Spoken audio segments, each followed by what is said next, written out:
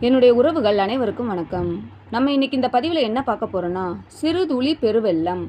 சிறுதுளி பெருவெள்ளம் என்பது சிறிய முயற்சிகள் அல்லது சேமிப்புகள் காலப்போக்கில் மிகப்பெரிய நன்மைகளையும் வெற்றிகளையும் தரும் என்பதை உணர்த்தும் தமிழ் பழமொழி ஆகும்.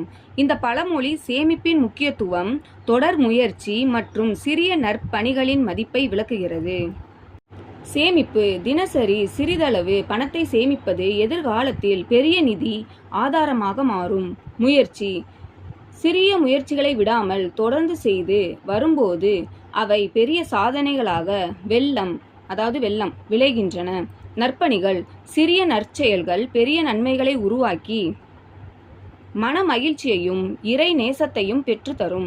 பழமொழி விளக்கம்: சிறு துளிகள் ஒன்றாக சேர்ந்து வெள்ளமாக மாறுவது போல சிறிய செயல்களின் தொகுப்பு பெரிய முடிவுகளை தருகிறது. பயன்கள்: இந்த பழமொழி நேர மேலாண்மை, பணத்தை சேமித்தல் மற்றும் விடாமுயற்சி போன்ற பண்புகளை வளர்த்து கொள்ள உதவுகிறது.